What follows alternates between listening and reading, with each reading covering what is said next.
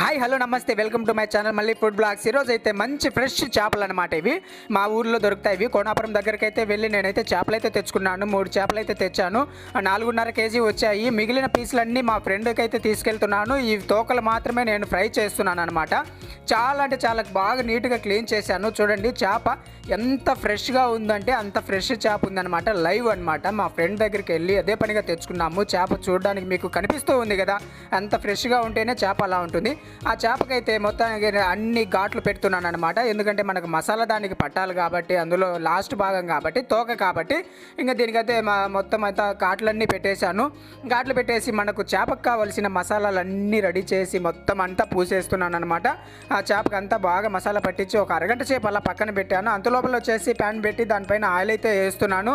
ఇంకా ఆయిల్ వేడైన వెంటనే చేపలు కూడా వేసేసాను అనమాట. చాలా బాగా అంటే చాలా బాగా కాలుతున్నాయి. ఎందుకంటే మసాలా కూడా పెద్దగా ఏం ఓడలేదు.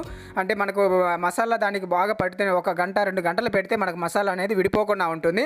ఇంకా చేపలు అటువైపు ఇటువైపు తిప్పైతే కాల్చుకుంటున్నాను. ఈ లోపల అయితే నేను వాటికి సంబంధించి నేను ఇంకా తినేదానికి ఆనియన్స్ అన్నీ రెడీ చేసుకుంటున్నాను.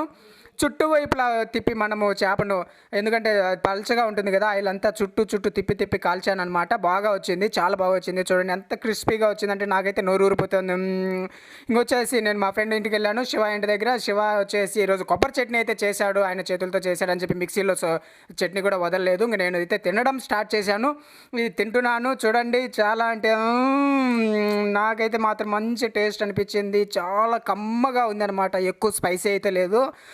చాలా వేడిగా ఉంది. వేడి మీద అయితే నేనైతే తింటున్నాను. దీనికి సన్న ముళ్ళు ఉన్నాయి, చాలా జాగ్రత్తగా తినాలి. ఆఖరికైతే మొత్తానికి అన్నీ తినేస్తున్నాను అనమాట.